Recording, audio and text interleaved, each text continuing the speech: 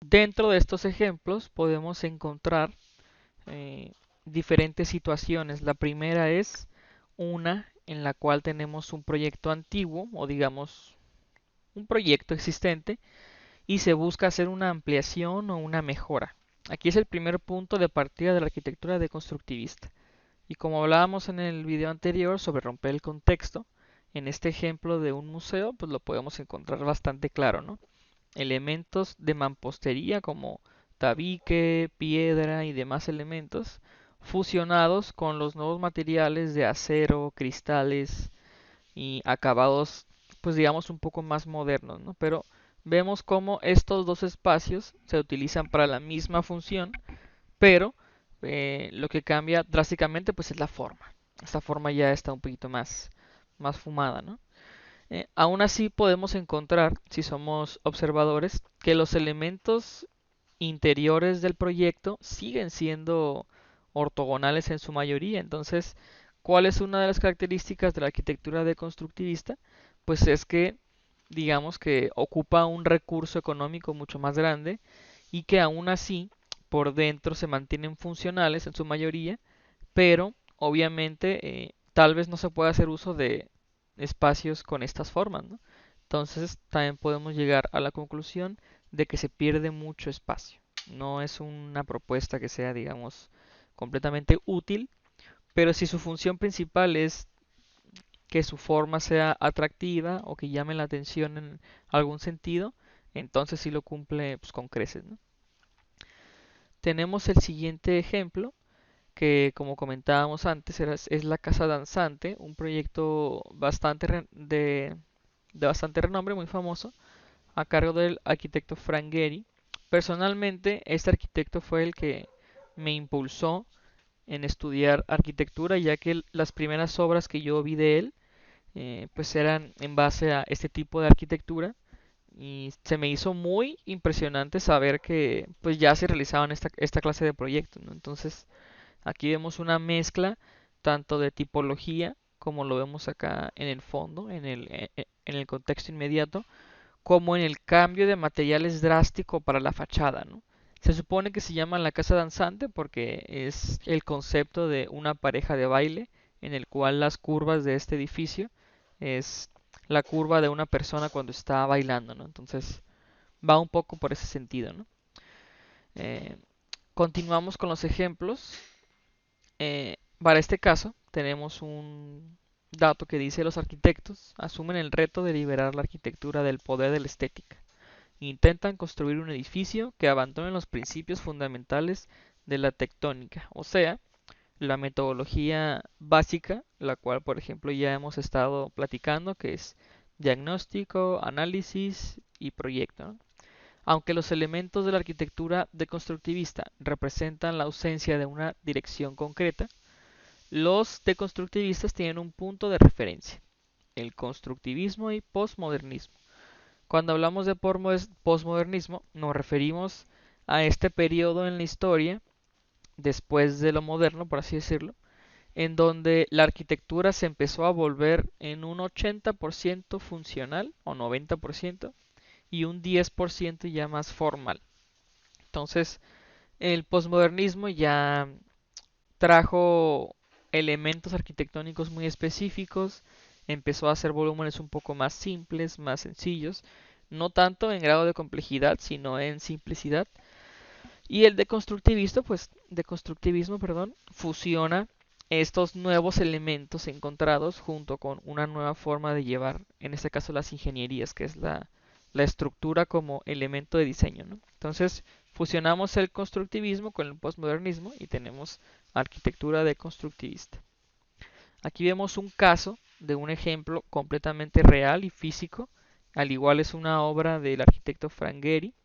Tomo a él como ejemplo porque digamos que tiene las obras más exóticas, o por lo regular son las más exóticas, y vemos cómo él utiliza estas láminas de acero para dar formas de, pues en diferentes, ¿no? O sea, no sé cómo decirlo. Entonces, si también somos observadores, vemos que la forma principal del proyecto sigue siendo funcional y que únicamente la fachada presenta esta propuesta constructivista porque hablamos de estructura, en donde, como comentábamos hace unos minutos, todos los elementos son únicamente vista, son de vista, pero sí le da realmente demasiada vista, ¿no? Este es el Hotel Marqués en Escala El Ciego, ¿no? Seguimos con un ejemplo diferente, no todas las formas tienen que ser abstractas y diferentes. Este es un módulo que si quitamos la subtracción del elemento que tiene al centro, vemos que es un edificio completamente funcional, ¿no? Y si vemos también el entorno, vemos que todos los edificios son enfocados al funcionalismo.